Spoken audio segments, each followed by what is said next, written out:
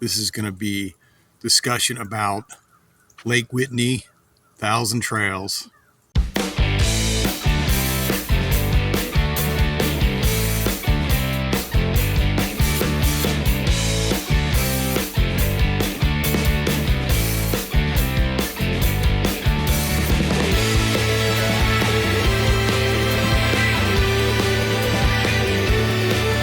Yesterday we arrived here during a heavy storm, and we hadn't been to this park in 4 years. So we were hoping that things would be a lot better here.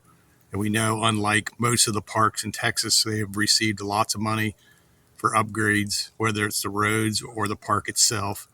This park has seemed to be forgotten. And we believe because this park, like Lake Medina, it's part of a COE and it does not get any money from Thousand Trails. I just wanted to show you a little bit around and what happened to us on our drive around this park yesterday. We come up on Loop B, 1 through 86. And the office had picked 2 sites out for us, one being number 1. If you put your RV in there, and you got to open your slide against the electrical box, your camper's off that side of the hill there. It's not going to fit, and it's going downhill. So definitely not going to work for us because we have a toy hauler and we need to get our bike out the back.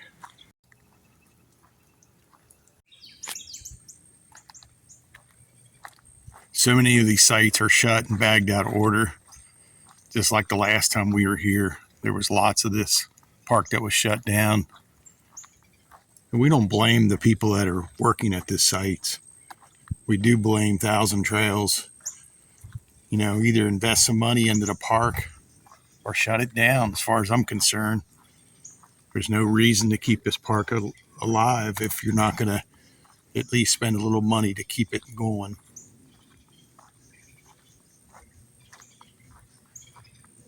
It's just a shame to see it, especially when we've been around Lake Texoma, Conroe, Colorado River. Those have all gotten money to make them better parks. This is B25. This is where we were the last time we were here. But it's a beautiful location. It just needs a lot of attention, especially the roads. The roads have not improved at all. And we don't expect them to be perfect. But you do expect them not to give you damage on your vehicle when you're driving around them. This is site 38, B38. This is the one they thought we'd want to get into. You can see the road curves here. So it wouldn't have been too bad to get into it. But it's just so narrow.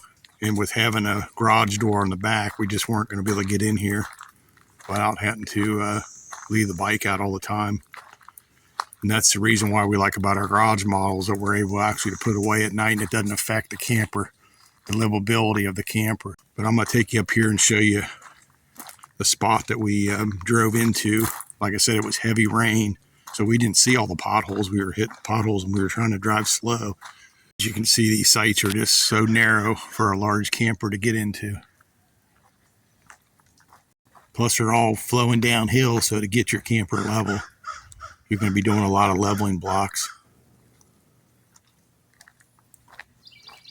Here's a spot they're highlighting, B49. It's a handicap, but as you can see, it's graded uphill, so you'd have to have a pretty small camper to fit in that site and still try to get your rig level.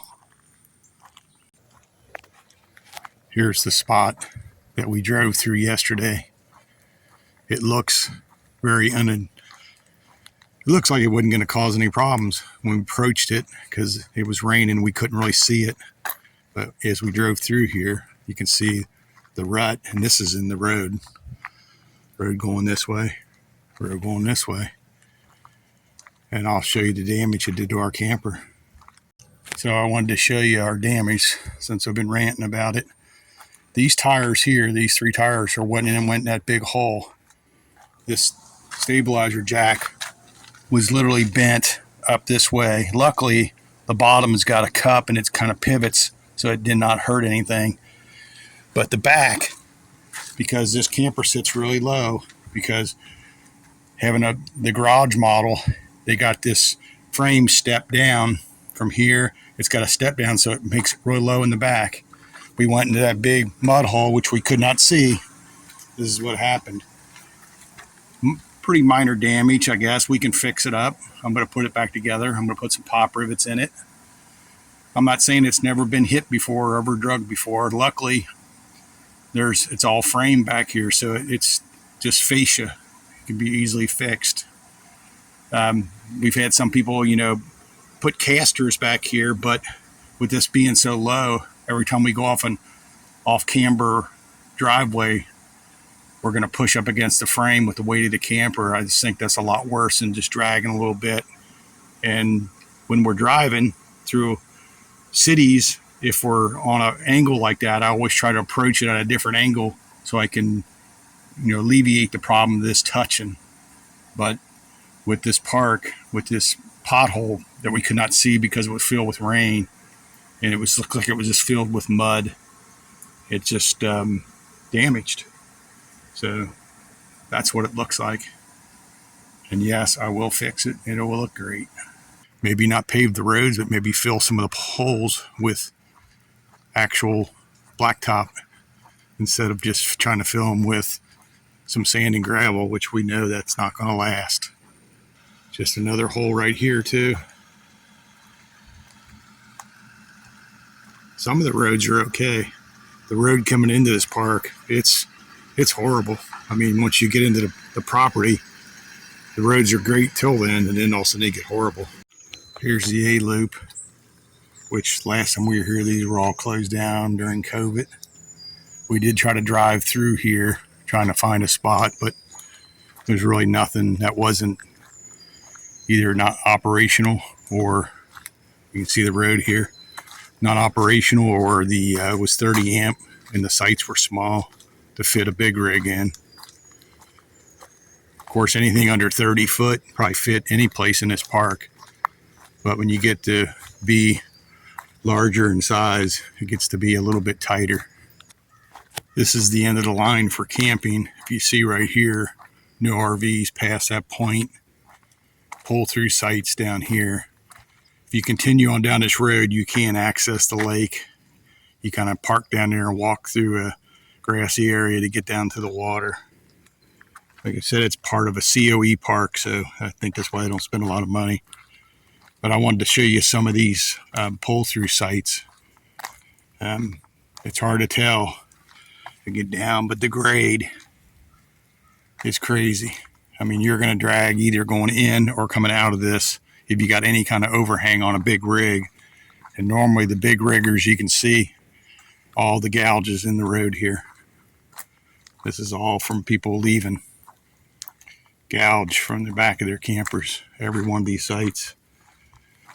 I mean, the whole reason to have a pull-through site is to have it big rig friendly. And none of these are. I mean, there's maybe this one here you can get through with some minimal overhang. I'll show you some of this main road as I walk down through here, so you can see it for yourself. Even to get out of this place, you got to encounter potholes as you approach the dreaded spike sticks. In conclusion to Bob's rant, like I said from the beginning, it has nothing to do with the people that work in those buildings. It has everything to do about Thousand Trails and how they manage some of these parks. This park needs some money sent to it so they can do some upgrades on these roads, at least fill some of the potholes up so you're not damaging your vehicles as you go around here. And maybe they could attract a lot more people to get annual sites if they had a little better road. We hope you like this video. We hope you like our channel. Give us a thumbs up. We really appreciate that. We always appreciate the comments. Let us know if you've been in Thousand Trails that look like they need some money, because I'm not saying Thousand Trails is all bad. They have spent a lot of money and a lot of their parks, and they've done a lot of good. But some of these dying parks where they're just not spending any money, why keep them open? Just close them up or let them be privatized.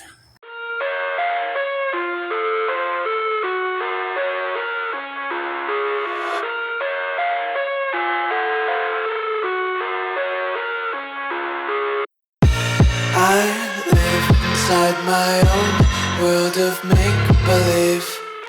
Kids screaming in the cradles, profanities. I see the world through ice covered in ink and bleach. Cross out the ones who heard my cries and watched me weep. I love everything.